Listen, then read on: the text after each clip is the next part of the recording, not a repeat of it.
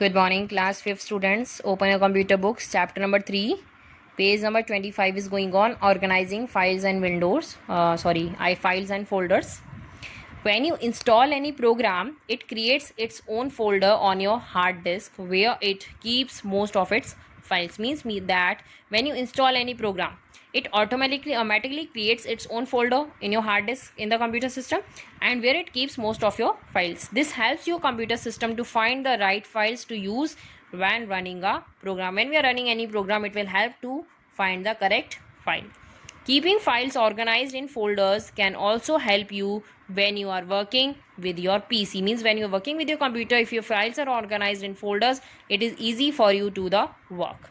You can use your folders to sort your files into separate categories. You can sort files into different categories, and if you know how to create, move, copy and delete folders, it can help you arrange your files more efficiently and effectively. And if you know everything, how we can delete it, how we can rename it, it works very in well organized way and you can get the desired result.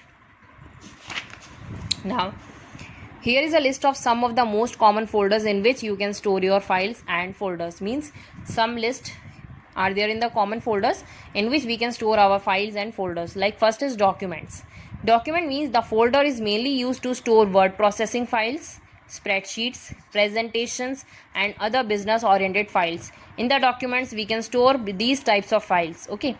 Second is pictures. What we can store in this folder is used to store all your digital pictures that can be copied from a camera or downloaded from the internet. If we download any of the image from the internet, that it will goes to the pictures and if we will copy any image from the camera, directly go to the picture folder.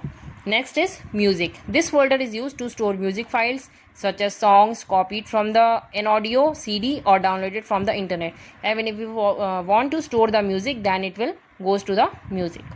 Video. This folder is used to store videos taken from a digital camera or downloaded from the internet. If we will download any video from the internet or any song video or any video from the digital camera, it may be go to the folder that is name is video.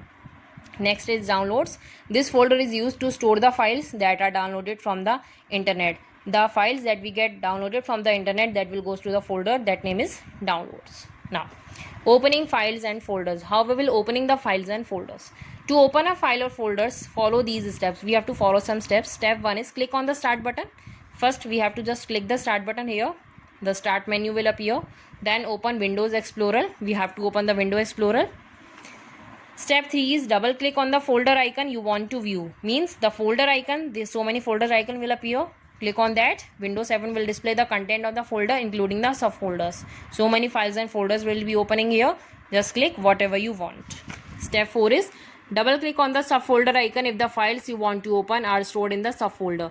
Means if the file is already in the subfolder, just click on it and Windows 7 will display the contents of the subfolders. Then it will also display the content of subfolder. In this way you can open any file and folder. Next is selecting files and folders. How we will select any file and folder?